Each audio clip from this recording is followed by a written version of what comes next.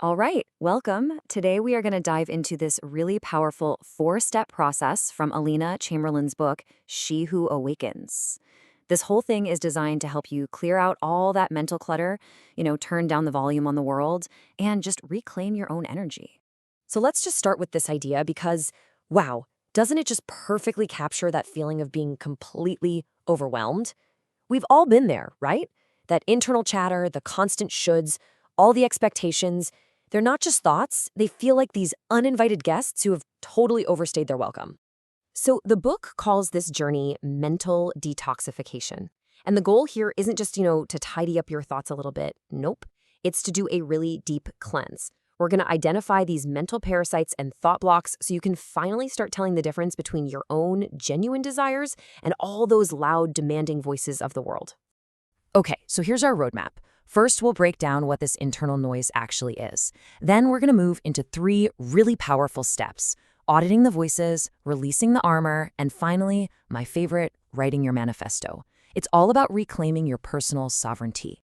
So what is this internal noise, really? I want you to think of it like an invisible, heavy backpack that you've been carrying around for years, and it's just filled with rules and shoulds that were never yours to begin with. And the book has a great name for them: foreign voices. These are all the inherited rules from our parents, society, even social media, telling us exactly how to be.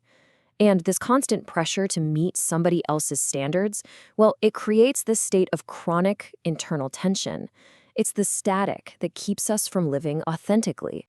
All right, let's get practical. How do we actually deal with this? This brings us to our first step, and it's all about reclaiming your mental territory. The first part of that is learning to identify these voices, because that's how you strip them of their power. The method is a really simple but honestly profound practice called the voice audit. For just one day, I want you to notice. When a wave of guilt or pressure hits, you know that feeling of, I should be doing this, or I'm not doing enough? Just pause. That's it. Just stop for a second. And this is the absolute game changer. You ask yourself one simple question. Whose voice is this? Seriously. Is it your mother's? A teacher's from 3rd grade? An old boss? Just naming the source creates distance. It signals to your whole nervous system that this rule, it isn't actually yours. Now, to make this feel really real, the book suggests this powerful little ritual.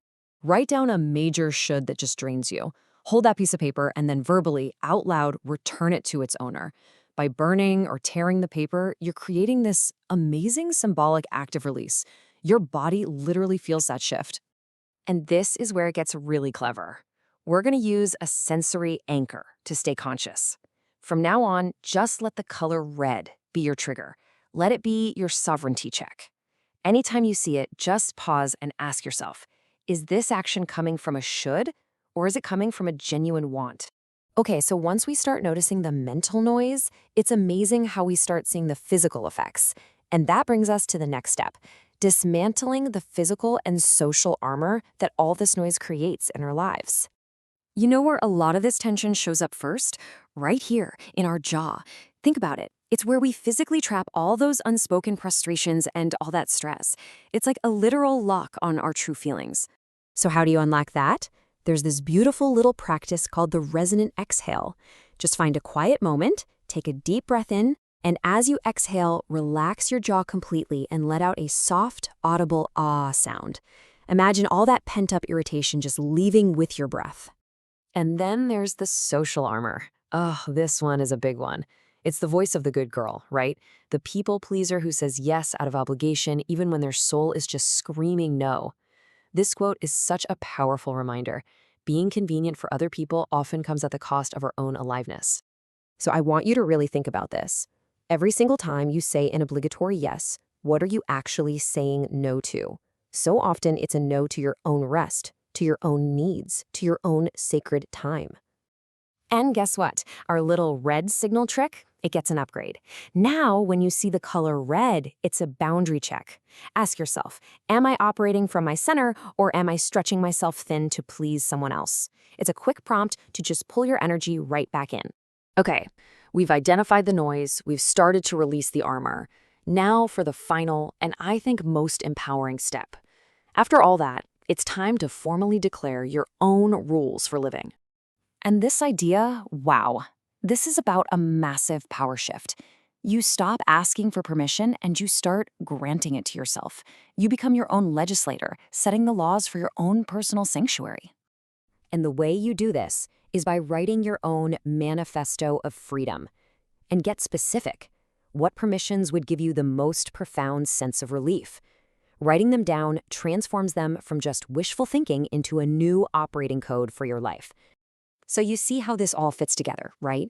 You audit the voices, you release the armor, and you write your manifesto. And when you do that, you fundamentally shift your entire internal landscape. The static finally starts to clear. And what that does, it's a total transformation.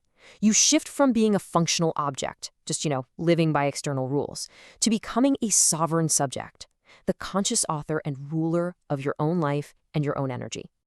And that leaves us with this one final, really beautiful question to sit with. Once the constant noise of shoulds and obligations finally quiets down, a new space opens up. What is your body, now free from all that tension, ready to feel? You can find the electronic version of book She Who Awakens by Alina Chamberlain at wishforlove.org.